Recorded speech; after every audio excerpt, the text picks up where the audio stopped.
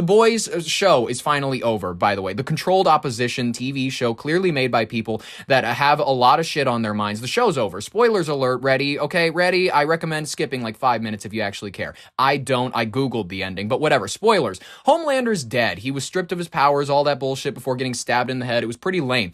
I'm going to be honest. None of this matters to me. What does matter to me is that many people are having hidden messages and meanings thrown right in front of their faces and probably not even noticing them. First of all, I just want to mention the side thing about a former IDF soldier, the Israeli Defense Force, if you don't know what IDF means. A gentleman, he's playing someone named Frenchie on the television show. On Season 5, Episode 6, a side character we've never met before appears, and in the first 2 minutes of him being introduced, he says this exact line, quote, "Miriam Leibowitz, I met her at a B'nai B'rith Purim carnival. They specifically wanted him to mention this, a holiday called Purim. What is Purim? A Jewish holiday celebrating the killing of Amalek. What is Amalek? You may be asking, good Goyim. Amalek, or otherwise known as the Amalekites, is an ancient nomadic tribe described in the Hebrew Bible as an archetypal, irreconcilable army against the Israelites, an enemy to them, really. They're descended apparently from Esau, Isaac's son in the Hebrew Bible, and they're historically known for attacking the vulnerable rear of the Israelites that were fleeing from Egypt. And the other thing mentioned by him is B'nai B'rith International. B'nai B'rith is a Freemasonic organization that is specifically Jewish, founded in New York City by 12 German Jewish Freemasons. B'nai B'rith has been called by many a covert intelligence front for the House of Rothschild and has gained a lot of momentum and traction with members of the United States government. If you don't know, Simon Wolf, a Jewish lawyer, politician, and member of B'nai B'rith, along with other secret societies, he was a close friend of Abraham Lincoln. Yes, that Abraham Lincoln, not many of those walking around these days. And he was friends with, this is just nuts, John Wilkes Booth as well. Simon Wolf actually held a meeting with John Wilkes Booth one afternoon, just this random day, April 14th, 1865. Later that night, John Wilkes Booth famously interrupted a performance of Our American Cousin by assassinating Abraham Lincoln. That's a nutty coincidence. Simon Wolf was planning to attend the performance that night, but suddenly decided against so because he said that he had there was family illness or something. The bullet, by the way, that they had that killed Lincoln still to this day hasn't been 100% confirmed to have belonged to the gun that Booth had, a 44 caliber cap and ball Philadelphia Derringer. But the bullet, though, pulled from Lincoln's head was a 41 caliber. In 1958, Congress passed a law with the help of B'nai B'rith to make it illegal for American businesses on American soil to boycott Israel. Today, 38 states still have these laws on their books. B'nai B'rith, also, if you don't know, was fundamental in creating the ADL, or the Anti-Defamation League. Many people don't even know where this organization comes from because many people just, they accept the world that was presented to them on a platter and they just don't think, quite honestly. But because the president of B'nai B'rith, Atlanta's Lodge, Leo Frank, if you're not familiar with this story, Leo Frank was like I said, president of the B'nai B'rith Atlanta Lodge. He murdered a little girl named Mary Fagan during Passover, and they say that he was blamed due to anti-Semitism rather than his, animalistic ways. Leo Frank was then re-elected president of B'nai B'rith Atlanta while he was in prison for the little girl's murder. The ADL has since been caught illegally spying on Americans on behalf of Israel, censoring free speech, and threatening Americans who dare speak out against Israel or Zionism.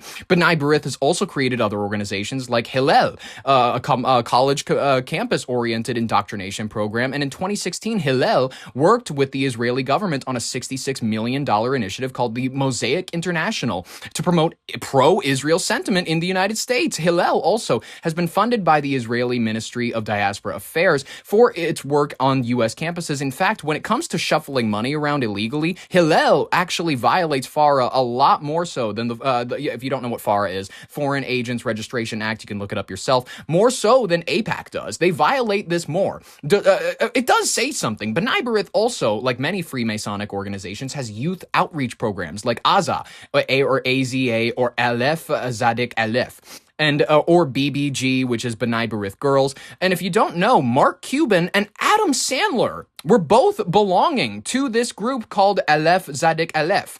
And it consisted of them as members. Chaim Weizmann, if you don't know, the first president of Israel, was also president of the Manchester B'nai B'rith Lodge. And B'nai B'rith was a core to the plan for the creation of the State of Israel. They were core to the Rothschild-Balfour Declaration, and they initiated the modernization of Hebrew in Jerusalem to create the false ancestral claim to the land of Palestine. Sigmund Freud also was in B'nai B'rith. If you don't know who that is, that's tough. He was a part of their Austria's lodge, and he presented some of his earliest ideas of psychology there.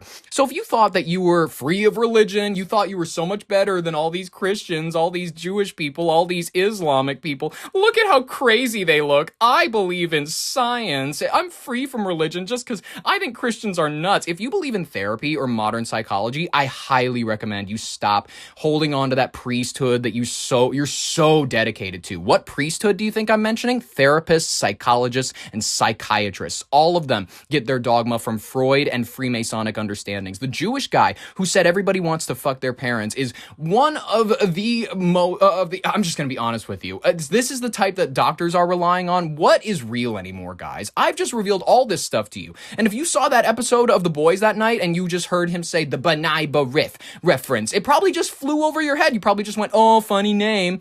That's what they do. Does anybody get the core of this, actually, the whole aspect of the world of the occult? Many people don't seem to understand. They're like, why would they hide everything in plain sight? They need permission. They need your permission to rape and pillage your soul. You give them that permission by letting them reference their Masonic occult teachings right in front of you, right in front of your good goy faces, and you say and you think nothing about it. You say and you think nothing about it. You just take it in. That's the programming. Do you get it? The Boys isn't any more revolutionary or good for humanity than Euphoria is. It wants to tear down the value of nationalism, patriotic pride. It wants you to hate protectionism at home, valuing your citizens more than others. It wants you to think globally, not at home whatsoever. Feed the kids in Africa while the children at home starve. That's what they make. They make you think that the villain is the person wearing the flag. Are you getting it? It's the illusion. And if we don't see through the illusion, we're the cavemen refusing to see the real world outside of the cave. We just want to see the shadows because they're easier for us to mythologize around and comprehend. We need to step out into the light. No one's going to drag you into the light where you belong. That might be the new saying for this show, ladies and gentlemen, because the whole theme of Your Brain on Air is self-education, self-enlightenment. We are the true message here, ladies and gentlemen. Thank you so much for being here. Let's cover, as